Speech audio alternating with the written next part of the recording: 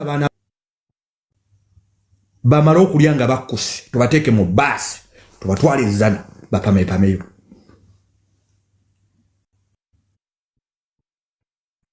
Muli bantu babi nnyo naye mu nsi muno tusome nnyo ebintu ebiri mu mbeera z'abantu. Bw'omanyanga nti omuntu bw'ati takwagala mu nsi, omuntu oyo tomwesibangako katondangako. Alien skin balabe bo wallahi tobasonyiwa bakipingire nga bali wala. Obusajja bwakwekukutirizangako olwo bukwekukutirizaako bubeere wala nnyo. Bafaani babagula music wo weebali bakyali bato bakyalina emyaka mingi nnyo. Bafaani babagulanga music wo bakyaliwo bakyali mu myaka gyabwe. Ffe tugenda ffe twalaba Chameleon nga yeesitulira emizina mu deviate. Ffe tugenda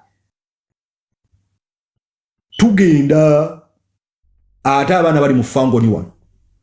Fangoni njagala mujagaze kajanja bw'olaba omuvubuka nga wa fangoni ng'alina potential mufumbirwe. Ng'omuvubuka wa fangoni ali wano olaba ekiwala mu fangoni ekiwalawala ng'okyagadde kirina potential kifumbirwe muzaale omufanguni omulala. Muzaale omufanguni omulala. Wena nosanga ebintu nga bakugamba gwe mindset twalabanga omuntu ategeera owaligira oti ekivubuka bwe kityo kyenjagala era kyempagira sigenda kukyuka nze mbadde consistent sigenda kukyuka. Era lwakuba oyo abaana bange bakyali bato alien skin nali muwadde muwala wange n'amuwasa lwakuba akyali muto naye muwala wange nja kuba ku bunkenke buli kaseera bamenyaamenya nja kuŋŋaanira nema abawala bange bakyali bato. Okujja kunja muwa bena benazaalira ku internet. Kibi nnyo omuntu okulaga balabe bo n'osigala ng'okyabeera nabo. Omuntu bw'akulaganga nga takwagala naawe mulage nti tomwagala. Akwagala mulage nti omwagala. Jasi mwebale nnyo, Rama weebale nnyo, Rama olwanye. Kyewuunyisa Rama ate nze ndamutwalewo alien skin. Naye Rama olwanye. Mwana wange Rama olwanye, Rama olwanye. Weebale kusiima munno. Weebale kusiima musajja oyo bye yakukolera. Wolwanye nnyo Justine. Emily. Investigator News.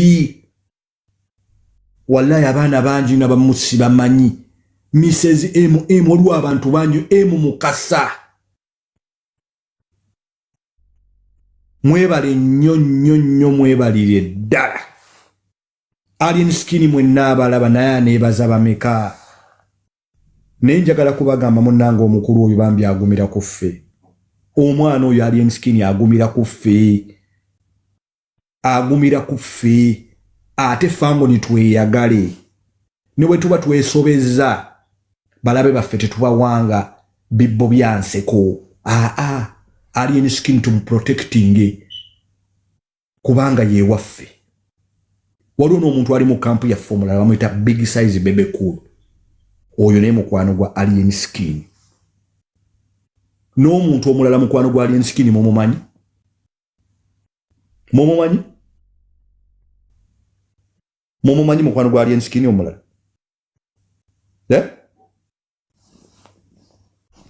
Mumumanyi mukwano gwa alien skin? Abantu bonna abasinga babeeranga ku fangoni awo. Bonna baleetanga kajanja n'obalaba simanyi alien yaliwo alien bonna bali ludda bonna abayimbi. Teri muyimbi yenna Uganda ayagala alien skin. Teri muyimbi Uganda ayagala alien skin kujjeko bebe cool. Abasigadde bonna balimba. Alien skin bafaani bo be bano. Alien skin bafaani bo for as long as they still stand with you. Don't worry about it. Music industry ya Uganda alien skin yagibalekedde. Yagenze mu music industry ye Makindi. Nkaddemu. Music industry ya Uganda alien skin yagivuddemu. Yagambe by'okuyimba bya Uganda yabivuddemu. Kati yasigaddemu bye Makindi. Kuba Makindi ensi ndala temo bitandiko bigatagatta. Eya Uganda yagibalekedde. Mwagimulimesezza era naffe twakkiriza kati ali ku ye Makindi ye music industry gyalimu eya Uganda yamu. Omwana omulala gwe njagala okwebaza Elaine omwalo yabadde ne pressure nnyo kubanga abadde akola mu media houses ezimu akolagana nnyo ne ba media person naye ye muntu abadde very consistent Elaine namu discovery nganza okumulaba nga yasooka kubeera MC nga MC ku wetwali nga tuli ewankulu ku kumujjukidde show mujijjukidde enkwacho festival nalaba akaana kakokutte microphone nga kakomandinga stage nengamba akaana kano bakayita kaani nizijjamu mukwano ne kafukana kakyali kange nina akawana kaba kabeeredde wali enskini ate nasimu na Jim Pro naye gyali naye kati Alia bakayita ka Alia Elaine Alia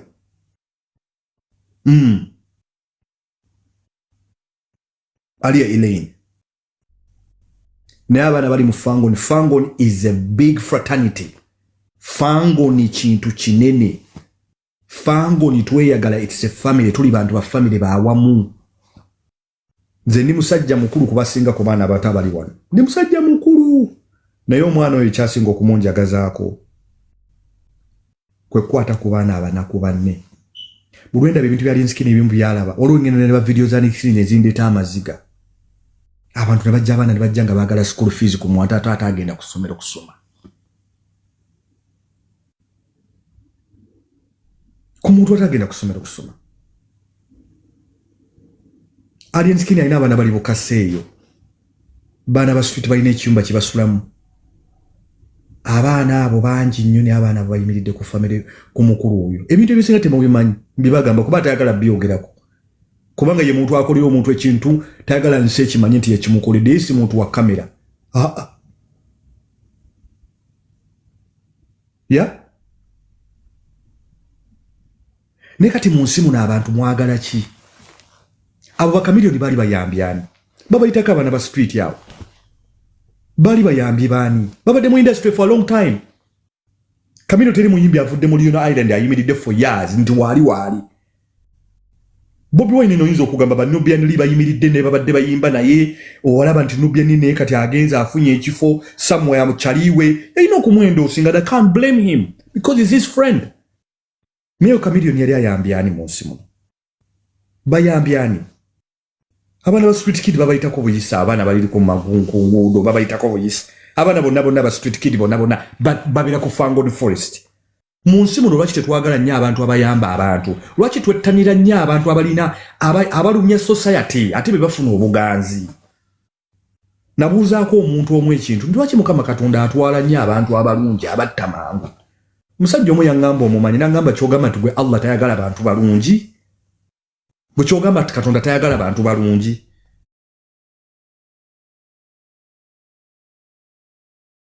abaana bonna ba street ne baggweeraawo kugamba abaana batalina mwasirizi tubadde tubalaba ku kamera bintu si byakuyiiya buyiiya byali ensikini tubadde tubiraba era bye bimutwagaza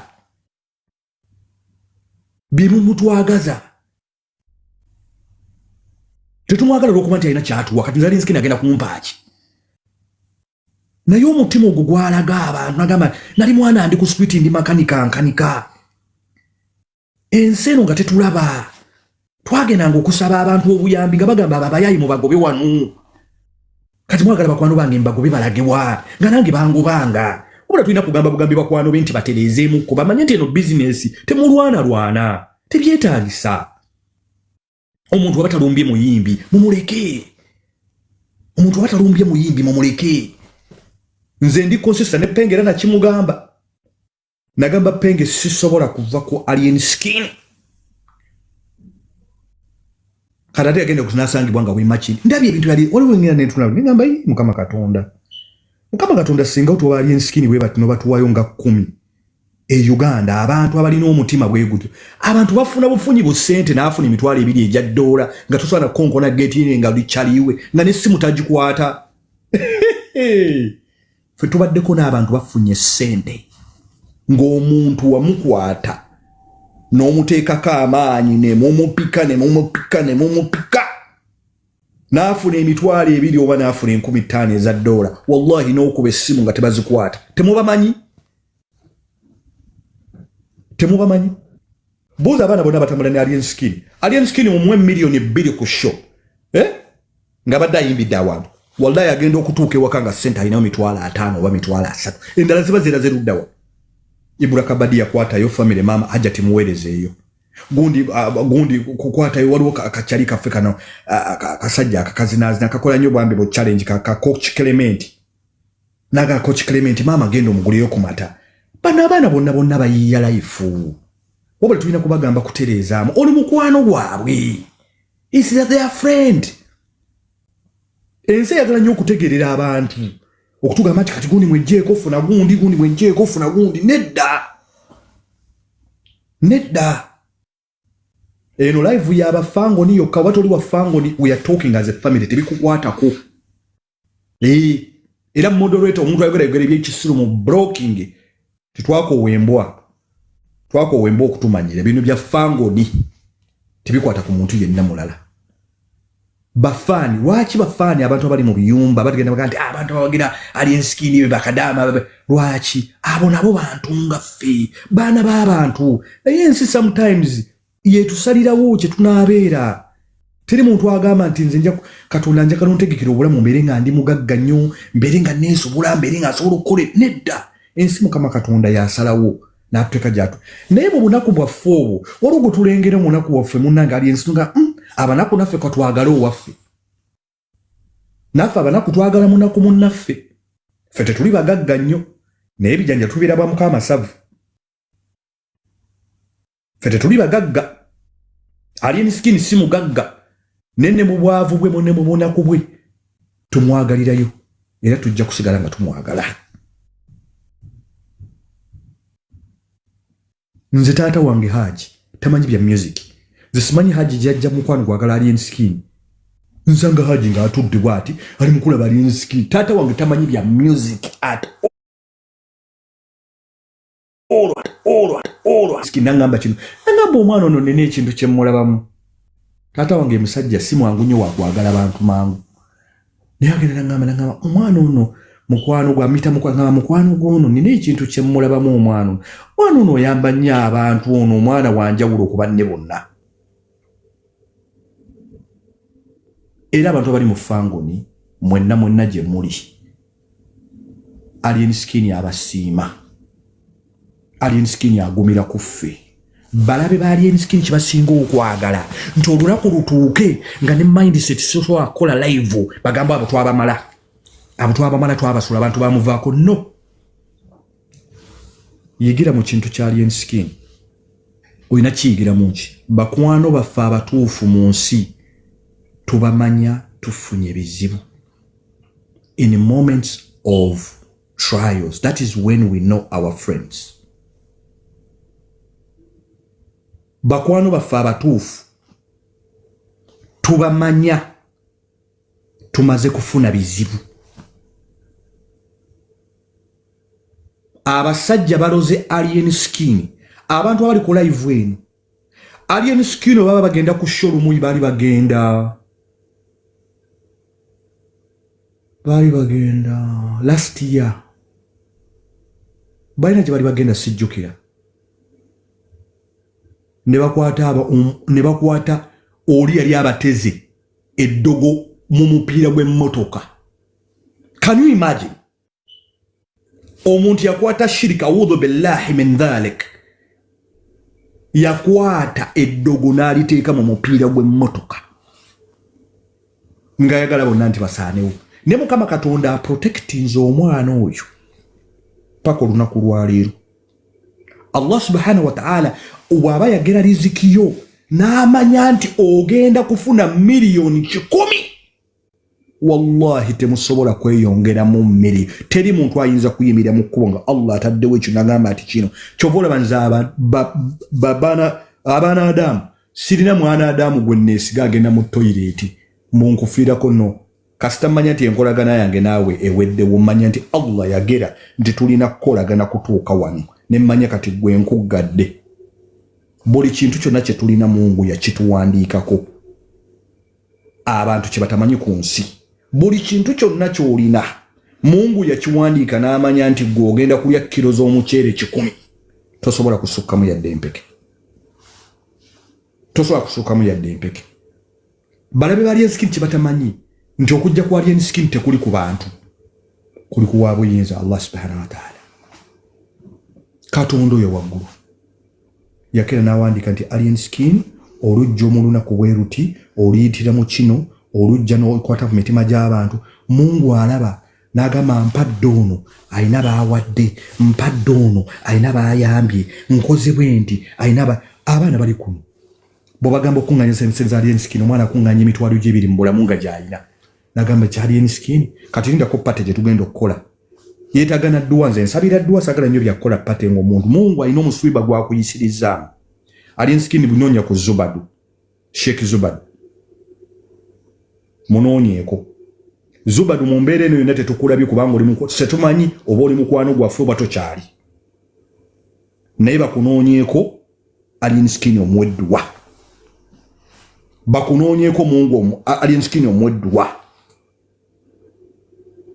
Ne tetumanyi oyimiridde ku sayidi ki, kuba tetukulaba. Mikwano gyaffe tugirabira mu bizibu. Bonna abayimiriddewo nga tubadde n'ebizibu ye mikwano gyaffe. Abo abasirise basirikire ddala. Temuli kiki ekiba defining okuba nti muli mikwano gyaffe.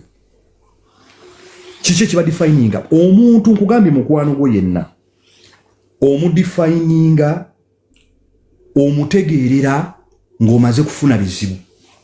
When you get problems, temutijja n'abantu. Temutijja n'abantu. Duwa tekola mu injustice. Mungu yamanyi. Ffe byaffe tugenda kubirope wa Mungu. Ffe byaffe tugenda kubirope wa Mungu. Mungu gwe tuloopera tetuyinza kulopa. Police egenda kukola ki? Police is nothing now.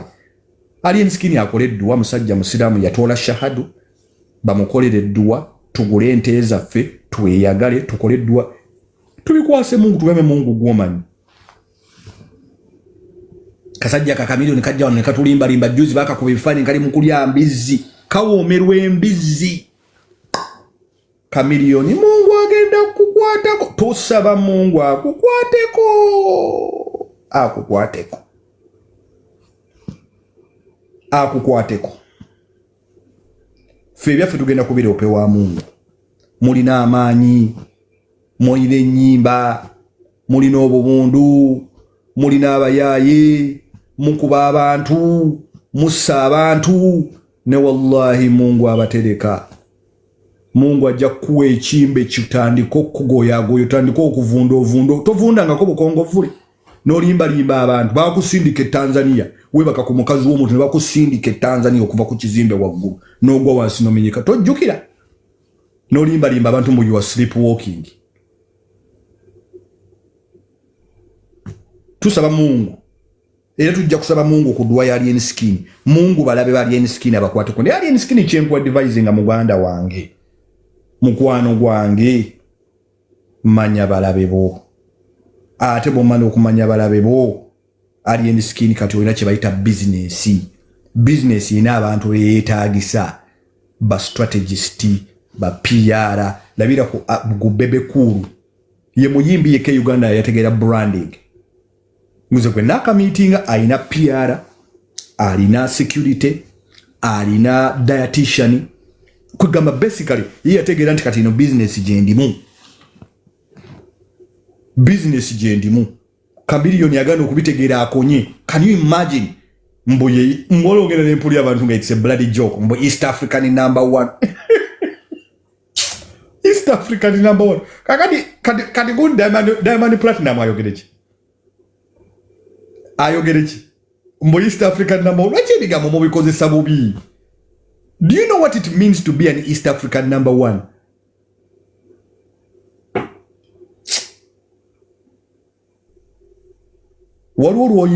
You have to know when to quit. You in life sometimes you know kumanya deal when you have to. No gamba, you know what? Nazi no bulungi ava mu deal. Kuba lwolozi no bulungi ng'oli mu deal n'otuuka ebintu ng'obizinyeezinye batimanya gamba omukazi yeezinyaazinya kumbe gw'osinga okuzina naye time ye eweddeko. Time ekoze eki? Time eweddeko. Ne baana mu abali mu fangoni. Baana mmwe mubeera bwe bali kuba baana balungi mwe bali kwagala alien skin. Mwebale mulwana nete muteeka mundu wansi omulabe waffe ayaga omulabe wa alien skin ye mulabe waffe omuntu yenna ayagala atagala alien skin temumwagala music temumukola mu challenge temumutimba wantu wonna omuntu wabanga tayagala muntu gwoyagala nze ne bwe nkusanga ng'oli wa fango ninga obadde ongobera ne nkusanga abantu bweyogera ebyekisiru nkobbolookinga kwali ensikini wo ngenda kukyawa abantu bangi bankyaya abantu bantuuke ne baŋŋamba ne bankubira n'obusimu ne baŋŋamba kale gwe twali tumanyi oli musajja ategeera ne bagamba nedda nze sikyategeera byentegeera birala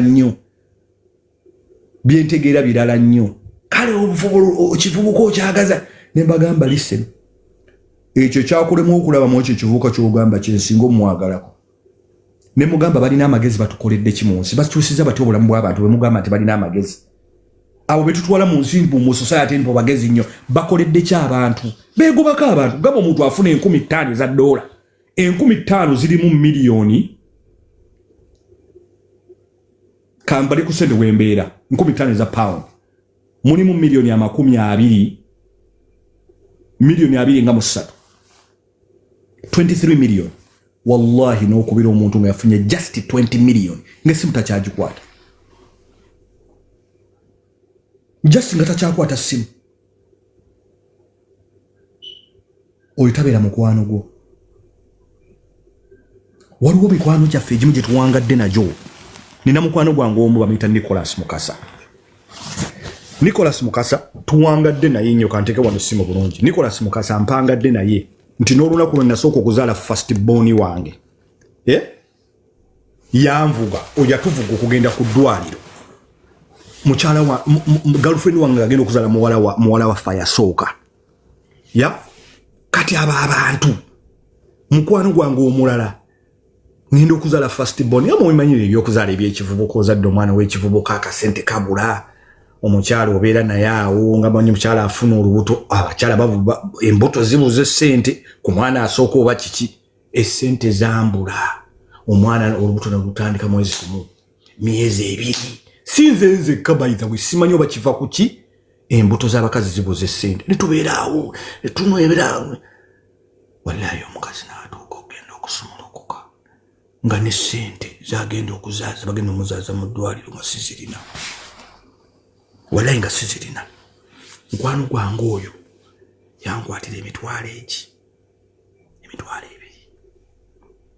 yali avuga naŋŋamba maani sirinaawo ssente naye tazijjukira nazijjukira we have been friends for a very long time ne mukwano gwange oyo banga ddene ekyo gye bayita emikwano mukwano gw'omumanyira mu kizibu si ku pate oli ku kyeyo mukwano gwo n'agamba toyono nakasente katereke munnange obuyaye bungi nnyo wano ndi mukwano gwo nina ebizibu bw'onompa ssente zo nja zikozesa ogwo mukwano gwo takutomeza poloti ate omaze okugula poloti simanyi nagigulira mu mukwano gwange teyali mukwano gwo ofiiriddwa toliiwo oli ku kyeyo nagamba Mariam munnange tugenda kumuziika omuntu oyo kati beba alien skin talina bantu bafaani be baziikiddeko bantu baabwe nga tebafaani just n'agendayo n'aziika temukirabangako oyo mwana alina ebintu byakola nga kwegamba bikwewuunyisa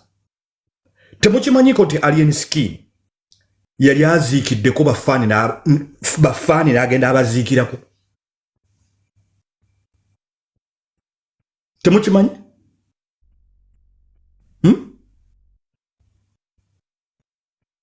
mu nsi muno tumanye abantu we need to know the people who are our friends akantu ako kakulu nnyo tomala gatijjatijja n'abantu nze ndi musajja mufumbo omukazi w'omutegeera bakugobye ku mulimu omukazi anaafumba mutuuse waka sukaali aweddewo muyinza okuba mupangisa renti bakunyeenya nagamba mukwano zoba ndondekera olekere wakazi akameeza badde nafisaawo 10 abira odikwata 10 lino olimwe tofaayo tujja kukola ki tujja kubaako kyetuko bejeje emikwano muyiga okudefininga emikwano tomalaga eyo title nene nnyo okugiwa abantu eyo title nene nnyo I'm very fine Chantal how are you doing eyo title is a very big title for you to call somebody your friend Rama akyali mugole ne Rama abadde afiira ku kamera oli ku kiri mukwano gwa omutuufu takutomeza poloti takutomeza agamba ne Mariam oli ku kyeyole mbawalabu nti poloti eno gireke si yakyapa ate ntiddemu nedda Mariam tonkwasa ssente zo lindako paka lw'onookola ki paka ng'olwonjujja. Those are the real friends. Gye mikwano emituufu. Ku internet kuno kuliko abantu abalungi bangi nnyo. Internet eno giraba oyinza okutambula n'ogamba nti nagenze Munich nga kuliko omuntu gwa meeting akambayo ka story kamu. Munnange tuba tuli ku Facebook batuluddeko ku internet kuno. Nga twakolanga program tukola program bano Aisha akimanyi Aisha wa bebe ko ali awamanyi. Munnange ko program eje twaliko waliwo omukyala yali angobereranga. Omukyala somehow nga afune namba yange nga nkubira.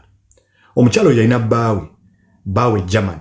Baina akaroke bali babeeramu eyo simanyi bakata Stuttgart kali eyo munda wala. Naye omukyala ono yeekutula ku community y'abanna Uganda. Kati bawe n'agenda afuna cancer by at stage 4 of cancer. Cancer nga ali really extreme. Kakati bwe yalwala ennyo cancer kimo n'agaana okukola chemotherapy n'agaana okukola. Kati omwami we n'atuuka ku stage nga wano bakita palliative care. Palliative care kitegeeza nti you're going to passing on from life or you're going to pass on from life to death. Bagita palliative care. Kati mu kaseera ako omukyala nga bamuwadde wiiki 2 zaali nnaku 10 omwami ze yali agenda mu palliative care. Agenda ku transitinga from life to death. Bagita palliative care. Omukyala oyo yagezesebwa nnyo nga talina muntu ayimirira naye. Omukyala oyo n'antookera ngamba mindset nkola okola programs kuno omanya abantu here and there whatever. Nangamba naye oba olina bafolowa babali Germany nandiyagadde abantu okujja okumbeererawo. Waliwo omukyalo paka kati naye amukyali mukwano amuyita Mariam Sweet abeera German. Kuliko Shani Max, kwaliko Ego Mam, kwaliko ani omulala bali about 6 people. They were just followers. These people ne beekwata different cities bagende babeererawo omukyalo kubanga yali yafumbirwa omuzungu agenda kufa naye ali mukaala eyo talina muntu gw'amanyi naye ali mukulaba alina pain alaba omwami we agenda kufa. Bino bya internet byetubeeramu. Now munnange nga nkubira Mariam Sweet esimu nga nkubira Shani Max esimu nga mugamba omukyalo oyo alina obuzibu nti ye mwami we agenda kupassinga on ali mu palliative care. Badde mbasaba the only thing you can do for me kwe kugenda mubeererewo omukyalo oyo omwami we agenda kupassinga mumubeererewo mumugumye. Munenga beekwata. Facebook friends went ne babeererawo omukyalo oyo omwami we n'apassinga ne kulumbe be bantu be baaliwo kubanga wano ofiirwa amawanga gano tubeera muli ku ggwanga abantu bano tebakola nnyimbe. Oyinza okufa n'omulambo gwe ne mutula mu nnyumba ne mukazi wo oba n'abaana bo bantu 3 4 5 nga mwafiiriddwa muli abantu 3 tebiriwo bya nnyimbe wano. Tebalina culture ya kwegumya okugumya bannaabwe wano wekikwatako to whom it my concern. Yembeera y'abana abasajja abazungu. Era embeera yaabwe bino bye wawulidde simanyi oba okyayite wagundi ewamusoke simanyi musoke yafiiriddwa omwana simanyi obadde ogenda kadduka simanyi ogende osobola okubagize musoke tomumanyi n'abaana be badde tomumanyi n'okyama kubanga kiri is culture twakula nakyo ku kyalo baffe omuntu oba omumanyi oba tomumanyi ogenda okubagiza nomugamba munnange kitalo nnyo munnange wafiiriddwa munnange mukama katonda akugumya abantu ndikugamba n'ogumya abafiiru wano tekiriwo n'omuntu agenda okufa abantu to whom it my concern okuziika kwa appointment ka stopping mwa katono kamba wate kati version eyange nze mba nakatuuka wano ntuuse nali ndi ku day off nkola mulimu gwenda soko okukola wano nali nkola ku car washing anjoza motoka akati mna olomba irani eyo ginnakolanga nenga ku Monday sikola ku Monday nalinga sikola nali lunaku lwange lwa off. Nandi aho akibulaya kimboye kikyenkola mba ndi mudirisa bwe ngenda okulengera nga nengera embalasi enzirugavu zizitera okutambuza coffee wano koto nga ebintu bino by'okuziika eby'abazungu nabirabanga ku TV. Lwaki sigenda ku kyalo ndaba omuntu bamutwala muziika ngende nziike munnange nga nyambala kijaketi kyange awo yali winter ngende nziikireko abazungu mulambo ngulaba ku kyalo natuuka ku kabbuli omusajja yakyuka bw'ati nankolako nanga excuse me are you family nimugamba no are you a friend nimugamba no nangamba were you invited nangamba no nangamba please excuse us give the family a moment of balina okugrieving please you have to leave weewunye nkoze akajanja ka Africa mbu nziikireko nzije nkoleki nzije nziikireko now today ku kiri ekyo omukyala yakivudde ku social media twali kuno nze ntandika okuwulira ku alien skin nga balina omugenzi ichuli babisanya nebuuza alien skin yani mpuli champion gudo yakubye munenga champion gudo yani olunaku linasooka okulaba champion gudo kubagamba yakubye omusajja punch bounce amazima ga Katonda naseka nava katebe n'engwe ekigo nga bandaze guda yakubye omuntu nengamba what nagamba ntegedde bulungi oba sitegeera bulungi olundaba alien skin sachi wanyu kakati ebya palaso bibeerawo nze mbulamu wange I hate bullies. I hate people who bully people. Just sagala abantu banyigiriza abantu. It is just rubs me the wrong way. Ngendo okulaba alien skin musajja akuba musajja munnempi gwakuba empita muddiza nengamba kubanga nze bakyali bange mbabuulira ndi wano I'm a very humble man. Naye waliwo ebintu ebimu abantu bakola bye sisobola. Nze empize bakuba alien skin yawo palaso amazima ga Katonda mu ggulu nali nsobola okuyiwa ebyenda by'omuntu nali nsobola okuyiwa ebyenda bya palaso nze nganze bwe mba sikusobola afadhali nkulumako ennyindo I would bite your nose off and spit it out.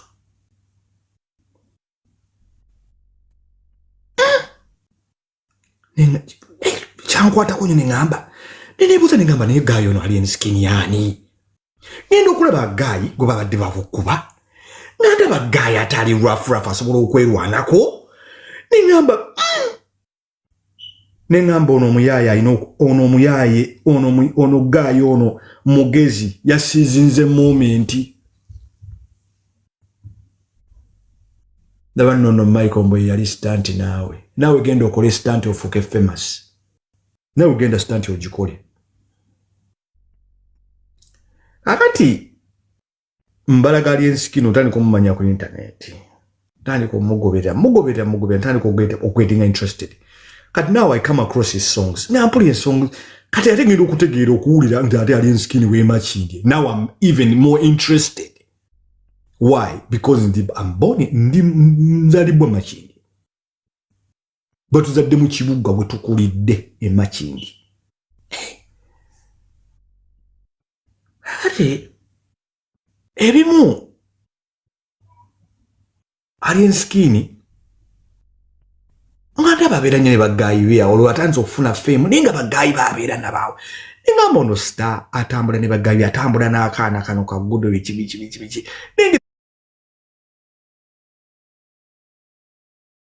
Jafa kana na biki nengamba mwana no gayi ono gayi alina ekintu ekiri special nze omukwano gwange ku alien skin ye muntu abeereramu abantu abamufaanana oba abali bamufaananye alien skin ayinza okusalawo n'agamba bakyali bange mwenna mbagobye njagala kubeera nze njagala kukyusa tiimu but that will not make him happy. Ate ebintu bya music alien skin bya music bya fame tabyagala yanga mindset abantu bino babuze bya celebrity birina pressure nyingi birina bimisoso mingi nnyo nze saabimanyira nze namanyira nti bwe masuze mu t-shirt yeriwo gye njagala okwambala nga bwende you see okuyamba abaana babeera ku fangoni awo ndabye abanoonye school fees gwe banoonako school fees teyasoma ntegera stories ebukasa abaana bana bali mu orphanage bakuŋŋaanya abaana ba street kid waliwo ne bu footage obula tebatera kubulaga batera okufumba ebibaketi by'emmere ne bagenda mu street ekiro okugabira ba street kid emmere ne ngamba mwana ono gaayi era mukama katonda abamu babasazeewo okuwa alina ensonga looze lwaki abawa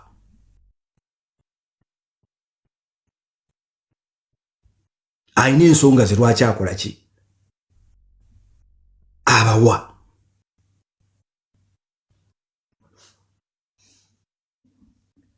era mbadde abantu abamu bamannenya ne baŋŋamba ati mindset kale alien skin yogera naye lwaki tomwadvisinga biki tewali alien skin lwakoze kino ngaki waliwo gundi yaliwo incident yaliwo ku car wash I called him. I was very very bitter ne mugamba mwana alien otulumya kuba tukwagala nnyo naye you're putting yourself in harm's way. You're putting yourself in harm's way. Some things are not worth it. Nangamba gwe mind oluzungu olina lungi bino ebyaffe birala. Nagamba gonyigiriza oyagala nnyo buli kaseera abantu baberenga batunyigiriza tetuna kitukola. Ne mugamba some things kati oli celebrity oli star. Some things are not worth it. One thing I must say about Fangon Forest, abaana bonna okuva ku Julio bakikya abaana bonna bolaba abaana bageto bali very respectful. Very. Ni champion Shabba mulaba. Champion Shabba bobo yogera naye. Champion Shabba mukaka munyo.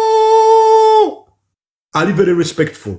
Era mbadde nkabirira Shabba ebbanga ddene Shabba ayinza okumpako namukabira. Waluka incident kali kagenda kubeerawo waliwo ekyali kigenda okubeerawo ne mugamba Shabba nkwegayiridde kyali wange nkwagala nnyo ne mugamba tokikola temukikola nga bali very bitter nnyo mu kaseera ako nze mmaze ebbanga ddene nga sina kintu kyenjogera naye I knew everything that was going on.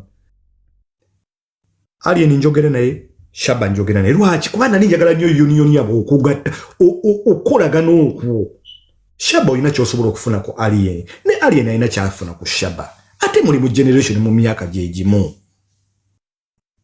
okitegeera era mu kintu kino kinnuma nnyo okuba nti Shabba nkulaba ogwa mu ntaana ng'ogiraba Shabba Chameleon talina kyagenda kukolera. Chameleon agenda kukulekera ebizibu Shabba n'okuleka ng'ofudde Shabba ajatiwo omusajja n'akwata maiti ya mukyala woka Shabba kale byonna byagaana enkolagana yagaana naye ayina ekirungi kyeri akkoledde omusajja yasitula maiti ya mukyala wo n'agijja Sudan n'agikomyawo ekyo kyokka ku ekyo ogambe n'ogamba nti nedda Chameleon akuwadde ennyuma naye tewali kisinga kukomyawo maiti ya maama w'abaana ekisajja kyakwata ssente zaakyo bambi kisajja kyattu ne kigamba Shabba mwana ofunye omuswiba n'omuswiba gwaffe ffenna maama w'abaana kanku ekyo kyokka kyo waliwo ekkobye mutima gamba byonna biganye ne mwana tujjukire nnyo abantu batukoledde ebintu nga tuli mu kaseera akazigizigi awo Shabba kyowaliwadde ogamba n'ogamba omusajja yannyamba n'akwata maiti ya maama w'abaana mwana nze kinnuma nnyo okubanga mulwanagana kinnuma nnyo okulaba nga mulwanagana kuba muli bato mwana muli bato nnyo ate ebintu byemukola twabiraba dda bivumba si bipya Shabba tulabye ba Vibes Katero ba DJ Pama bino bye mulimu muli mu cat fight champion Shabba gendo obuze kuva musajja gwe bayita Adija Pama yamala emyaka 10 n'ejirwa ganga mavade waabwe baamugobayo tasobola kugenda kola ki buuza kuba Tupac Shakur mu bantu n'olabika ng'oli wakabi nnyo simanyi mulina ezettekeze muwanika waggulu muti mukola ne muganda wo omusajja kuba essaseri wallahi ne bakunaaza Shabba ne tukuteeka mu kabuli ne tukusaalira ne tukuteeka mu kabuli ato Shabba oli musiraamu munnange oba oli musiraamu simanyi ondabikira okuba ng'oli naye mukyali bato mwana bufamire bamwe mwana muli mumunuza bakazi bamwe bawulira batya abaana bammwe kadi kyali wange ali ensikini yakazaala kitooto kye kiryawo kitooto kye mumuruza bakyala bamwe bawulira batya mwana tulina mama wa alinyoloza awulira to omwana w'okumugamba ne musibako omulambo ojja kutta mwana omukazi aliyeni ojja kutta omukazi wa bwerere mwana omukazi yeekaddiyidde dda olwo ebintu ebimu byonogamba nti nedda oyo Gasiya simwagala oyo Gasiya simwagala nogamba nedda oyo Gasiya simwagala mwana bakazi bamwe mubalumya bazadde ate naffe mutulumya kubanga aliyeni bulwobeera mu bulumi ffe bafaani ate tubeera mu bulumi nnyo obulumi bw'abafaani bufaanaganako ng'omusajja bwana werekera omukazi ng'agenda kuzaala kibuuza bali ebulaya bakubuulire otuula bw'oti omukazi ng'azaala awoggana ffe tulumwa psychologically mu mutwe nze nyina bawala bensanze kuno ku live omuntu nakugamba nti amaze ennaku okuva lwe baagamba simanya lyenyatta omuntu talya mmere nga talimba ate tekimwetagisa kulimba nagamba mmere yannemye amazzi gannemye batukubira essimu akaaba nomugaa kati oba mugambe ki nga tuna kyamugamba alien skin ekirala tegeera mikwano gy'omwana wa maama ba Emily Smith ba mindset baani bona tegeera mikwano gyo barama baani bajasi those are your friends ejo mikwano gyaffe gyonna tugitegeera tulina ebizibu gomanyi omuntu kusibako omulambo manyi kitegeeza ki it is a very big thing kintu kinene alien skin katonda akwagala alina waakuyisiriza bwati omukulu otwalwana naye okuteekawo kamera oyo alien natuuza alien mugamba alien byemutambula ne mugenda omuntu ayinza okuyingira ewo tewali kamera abayayi bonna alaba watambudde n'agenda osanga ng'abaana b'omwana abantu balina emitima ebibi nga yakoze abaana bo ne mukyala w'ekintu kati teziba kuba kamera twalitegedda tuti palosi yakulumba n'amajambiya na biki kamera zaamukwata abaana baamukwata ku kamera feesi ye yasobola okujja ne yeegaana oyo omuvubuka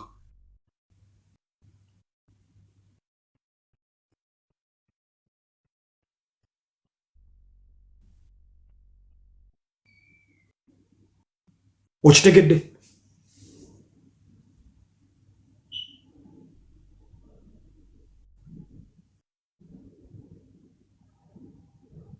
daba nnono agamba mbugundi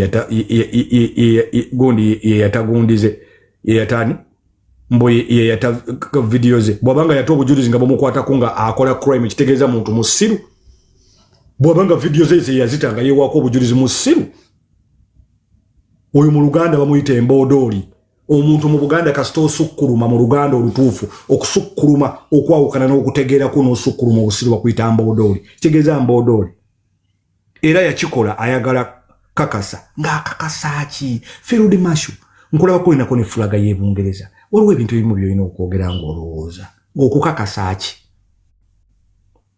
what was there to prove that yes I've committed a crime I've committed a criminal offense.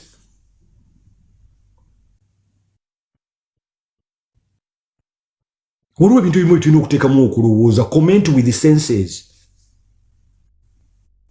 akakasa balalu banne muganda wange crime does not pay. I'm telling you gang violence is bad.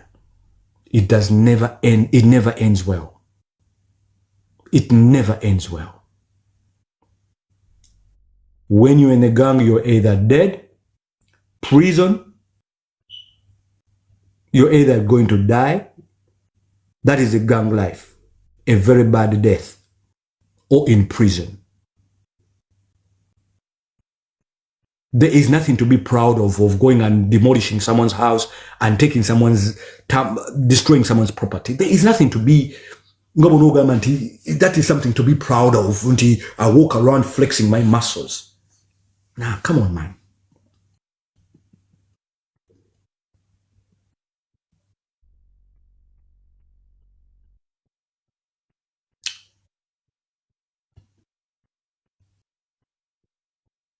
Alien skinny business.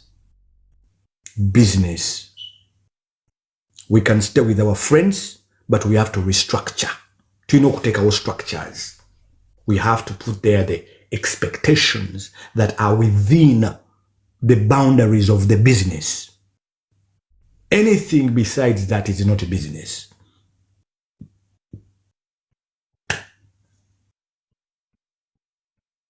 No, Mukamera Koti, Julio pouring petrol on Range Rover. Chimanti Julio Mumenya no Mumenya. Do you know what happened to Julio? When some of you people are just commenting, were you there? Did they call Kamera Koti Julio pouring petrol? Which video? Do you have it? You send a request and show it to us if you have it. Otherwise, if you don't have it, you just have to lay low like an envelope. Just lay low like an envelope. Do you understand what I'm saying? Yeah? Crime does not pay. Gangs do toina chintu chona chosowa kwa achieving mu gang. Yes, you might have, you get a few street creds and everything. I'm talking to you because I have the experience, I know. But what you season abamuntu are getting involved in abantu abacham. Listen to me. I have known some bad MFs in my life. One of that MF got shot right in Mumaso gang. Went. I was just right next to the guy.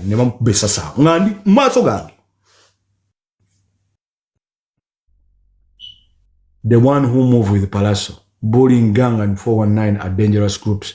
Absolutely.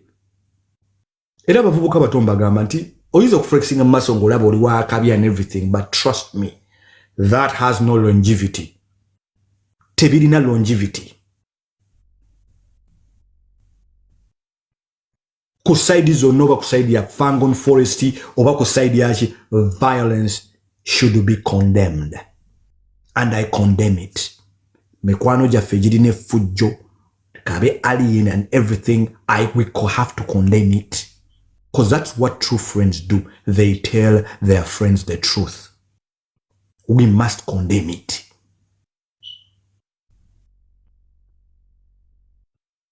In fact, the people that should tell us are our friends when we go wrong. As fans, we need to address him and tell him, no, this is out of line. This is unacceptable. Because that's what friends do. Our friends tell us the truth. When we go wrong, they even have an obligation to tell us.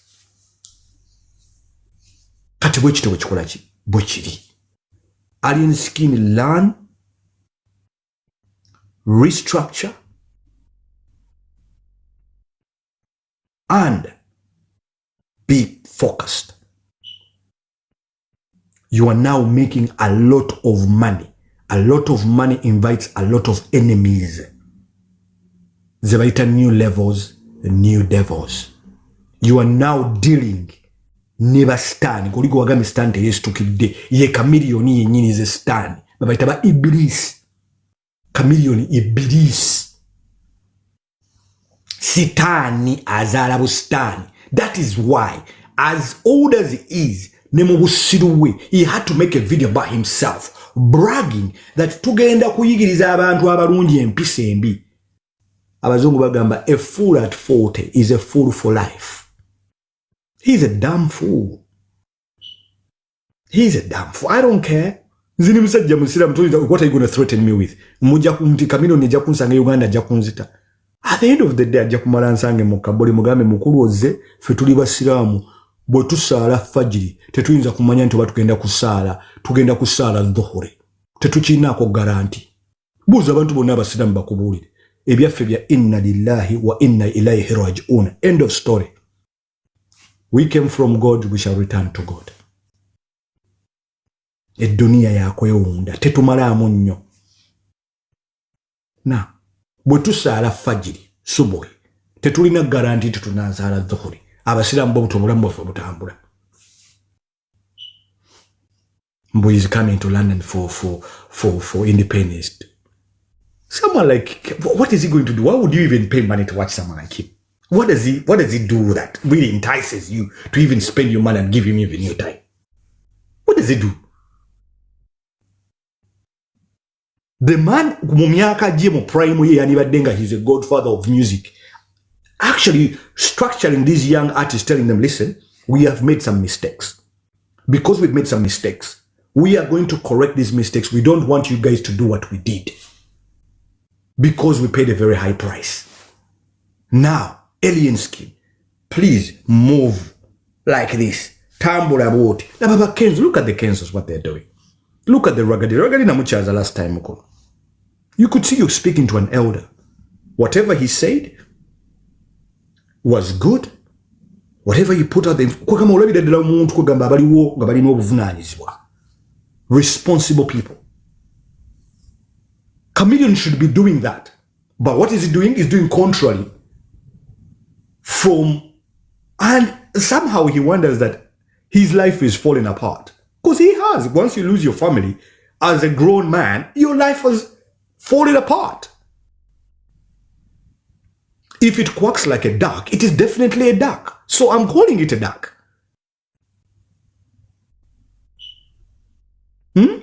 Kumyaka ja Chameleon. He should be in the industry. Look at what the Bebekos are doing. The man is organizing Alimu campaigns a presidency. Here, I know budget, Alimu organizing, Alimu Kola breaking the chains tour. Look at this other fella, Bobby Wine. Bobby Wine, presidential ballot, whatever he's doing, whatever guy, he's moving on to another chapter of his life. The man, Chameleon, family lost. He's lost even in the music. I didn't lose study what music because this is a young generation. They cannot listen. Kunyumba ze wakoze za bazairi. Simanyi mbali na ebyo tebabi wulira. Simanyi valu. Eno generation. Mweyizo okuddawo ne wuliza valu. Mo valu. Tebayi. Bawulira bo pati. Kubanga bye myaka gyabwe. You should be there having an office. Getting these artists and say, listen, guys, one of the guys has weaved my top 3. I don't know how Obani Ateka was a ranking is about top 3. I don't know criteria you somehow you're the big 3. What do we do? Have an office? All the young artists said, especially those that come from gangs, because you come from one as well. Yeah? Okay. Kakati banange. Twakola so nyingi twalinagana music industry twagaliye kule. How are we going to make this industry grow? Tugenda kujja restructuring. When you become an artist, you make sure you have people that are going to handle you. You have a manager. You have a structure in place. Because this is a business. This is what you should be telling the alien skins. You're double the boy's age. Bana boli mukubaganya boli mukutekamu science. You are double their age. You are double their age. And somehow, you are doing exactly what you should be stopping them from doing.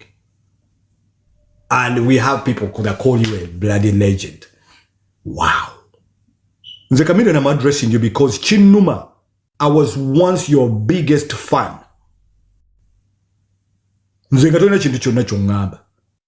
Kubanga ine nyimba ze wayimba nga tunavumilia nga mwana tuvumilia tunaendelea nga tuvumilia.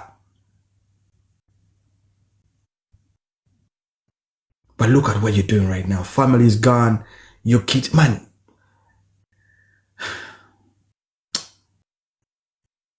I could talk about you, Chameleon, and I'm actually stating facts. I have nothing personal against you.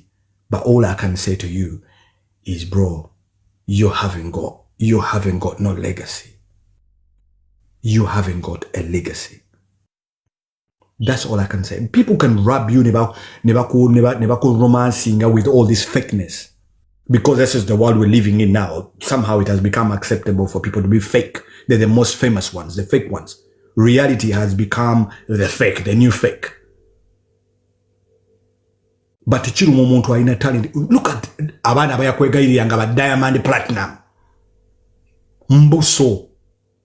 Tunulira bano kino kivubuka ekirala ekiri mu Wasafi. Tunulira ba Rayvanny. Look at what the things these guys are doing. That is why Bebe Kuru yabira banagamba, you know what? I gotta step up, man. Nebaleta sebo Diamond, bamuteka mu helicopter, bamuwadde ki, bamuwadde big budget, bamuwadde akase. Fata bali wana Uganda. Batulese utu. Lwaki? Because you're not branded. You're not a brand. You're just hooligans who masquerade as celebrities. You are hooligans who have put on tags, name tags, calling yourself celebrities. But the question is, what do we celebrate about you? Varu Varu? Varu Varu, what do we celebrate about you? Nothing. We don't celebrate fuck all. What do we celebrate? Why are you a celebrity? Why should people celebrate you? Please help me, those that support Leon Island. What should we celebrate Chameleon? What is there to celebrate about Chameleon? Please help me. Please help me. For someone to be called a celebrity, let me put it in simple terms. There must be something about you that people celebrate about you, something meaningful. That is why you're called a celebrity. But the question is, Chameleon, if Allah subhanahu wa ta'ala kutwala lero, what is that about you that we're going to celebrate about you?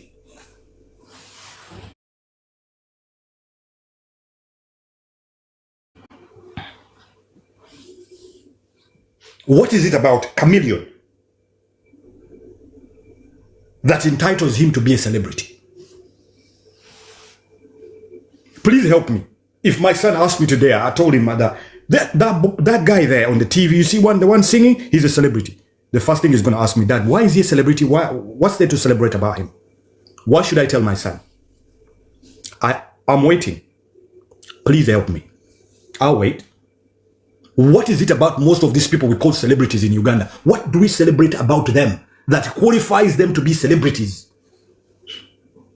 Those are just entitlements, people that put on tags. I could call myself it's like me calling myself the CEO of British Airways. But am I the bloody CEO? No. I just happen to have a tag on. That is what you have. You have a tag that says celebrity. You have what they call entitlements. I'm entitled because I can hold the mic and jump up and down. And I get paid a lot of money by fools. But what is it about you that qualifies you to be a celebrity?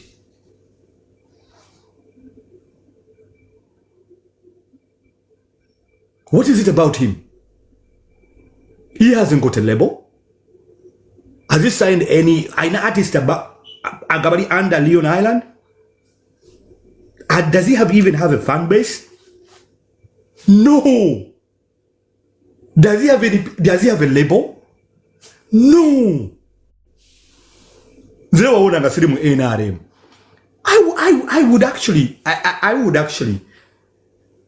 challenge whoever employs you to come and okuyimbira ku campaigns at NRM. I would ask, what value does he bring to us for us to pay him money to even be part of the entourage?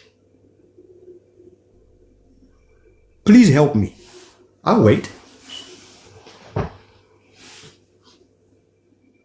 Yeah? Alien Skin 3 years. Fan base. Impact on community, local community, Jaslam. When was the last time you actually... Let's just talk about the simple things that Chameleon you can do. Open up your gate. Since you somehow came from the streets and say, open up the gate and, my community, what does your community... Okay. Let's not talk about the community. Your neighbors. Chameleon, we dare you. I dare you on this video. If you can go in Zana and go to your neighbors and conduct interviews and ask them to give you an honest opinion about you, they are waiting for the day where that government will actually relieve you of whatever duties that you might be doing there. That is when you will actually find out exactly what your neighbors think of you. Why? Is because what omuntu kukyalo okwo. And it is true. Karamaji. You're getting away with it because somehow you have very powerful friends. But your powerful friends, one day, there will be no more. And may God help you to be alive. May God, maybe Katonda akuyambe akujure, but you will be answerable to what you did. Believe me, it is just a matter of time. Let us go to endorsements. Chameleon, you say you're a celebrity. Please name 2 endorsements that Chameleon has. 2 endorsements. We have telecom companies. TikTokers and being endorsed by these companies. Are you telling me there's no company that can actually endorse this man? At one time, MTN gave him 100 million. 100 million. They had to cancel that endorsement because of violence. MTN couldn't associate with him. 100 million. I'm talking about years ago. 100 million.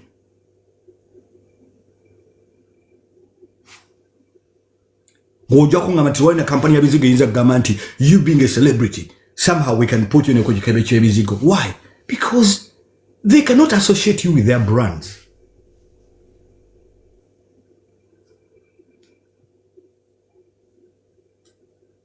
It is what it is. Yeah, it is what it is. Today, and you should be the one telling them, listen guys, this is not necessary. Let the music speak. Let the music talk. If you say Kapati is not worth to be a song out there, what are you going to bring something better? Yes. What happens to the battles? You, the old school versus the new school. You versus alien skin. I believe, Chameleon, you are a good performer. You are an energy performer. You are really good at performing. But trust me, sometimes in life you have to know when to go. Internet. We at one time were the hot cake on this internet. But there's now new talkers. Whatever we are doing, there's people who do it even better. Yeah, it is not our time. Our time was there, but our time is gone. You need to know when to say, you know what? It is done. Nze nchimanyi Chameleon mu bino binasaga gwe nattabula. But what is most disappointing about the whole thing? Ate gwe mukuru. I can excuse Palazzo because Palazzo is just a natural fool. Is naturally a fool. Talina mompeke ya wisdom muye tajirina. He does, then he thinks. You can see traits also. You can see the traits. Palazzo does, then thinks after. And he's always been like that. His emotions get the best of him.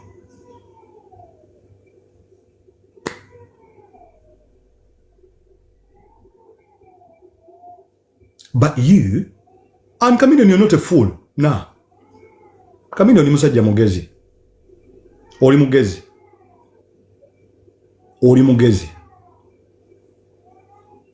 But the book of power, yakulema okumasteringa. You're just so entitled to nze Chameleon bwentuka abantu mwana nnyo nakubala wakabi. Hey. Bro, the world has moved on from that. The world has moved on. The world has moved on. We live in an era where things are different. It's a different generation. They understand different things.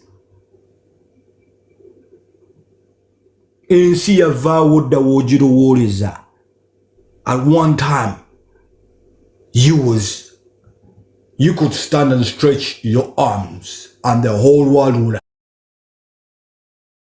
hug you.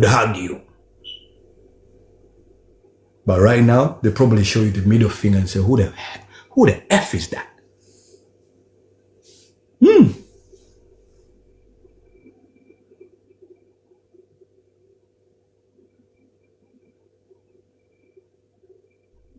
You need to be telling these boys what to do, showing them the way. You need to be showing these young boys what to do. how to do it.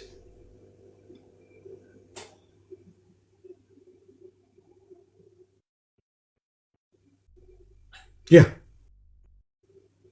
You hate me, I'm spitting facts.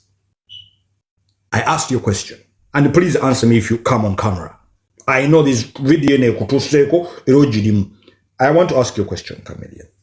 What is it about you that we should celebrate about you? If today you pass today, and it's your eulogy, what are the things we would actually, positive things we would say about your so-called legacy?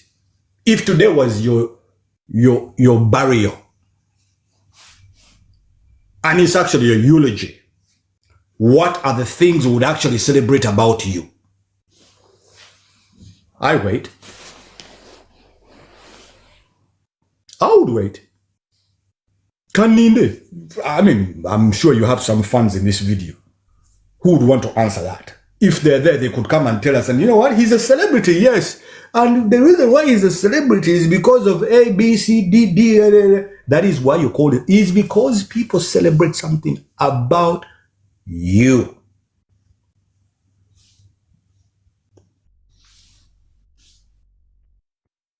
It's because people celebrate something about who? About you.